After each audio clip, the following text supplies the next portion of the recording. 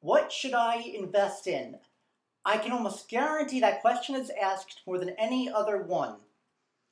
Now, the answer you're going to get from me and most of the people I know of that know about investing is one of two things. Well, first off, the first one is the one you're going to get from almost all of us, and that's this. Okay, if you are someone that does not know what to invest in, the first thing that you should invest your money in is you. In other words, learn how to invest your money.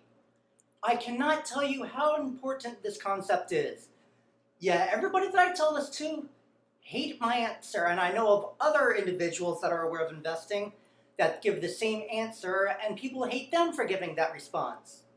I think it was a month ago when my mother came to me, telling me how my sister had some money on the side, and asked me what my sister should be investing her money in. And I said the exact same thing I say to anybody. She should invest in learning how to become an investor. And my mom goes, "Come on, Chris, this is serious. What should she invest in?" And I said, "Mom, I'm not holding anything back here. If she doesn't know how to invest, there is no safe investment that I can put her in. In actuality, there is no safe investment. It's just about how good you are as an investor and what you're able to do." And yet still, after saying that, people don't get how important that concept is.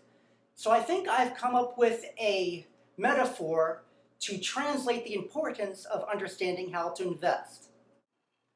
Since investments are often referred to as vehicles, let's look at it this way. Say somebody comes up to me and wants to know what is the fastest, safest way to get from point A to point B. So I have two choices. I could either tell them to drive a car or take a jet. Now, statistically speaking, the jet is the safest and fastest way to get to point B.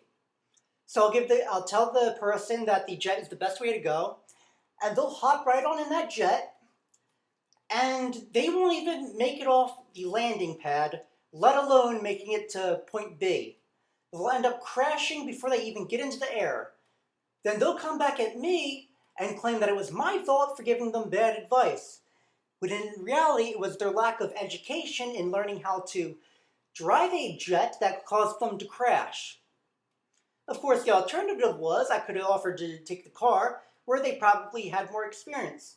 But again, if they don't know how to drive a car, they're going to hit somebody, hit a tree, go off-road, or do something else completely stupid because they don't have the education regarding how to drive these vehicles. So if you do not know what you are doing with investing, it is best that you either keep your money in a savings account or learn how to actually invest. Of course, you could take the advice that you hand your money over to somebody else and let them invest for you. Well, let's look at it this way.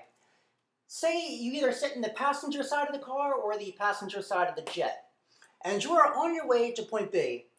And let's say along the way, something goes wrong. Maybe there's a storm, maybe a crash, something goes wrong, whatever the vehicle is.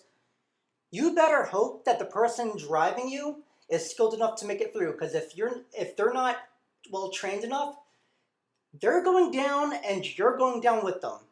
And that is why I encourage people to learn how to invest before investing their money. Another answer you might get from me in regards to the question, what should I invest in, is this. You're asking the wrong question. The question you should be asking is, what should you invest for? I'll get further into that answer in another video.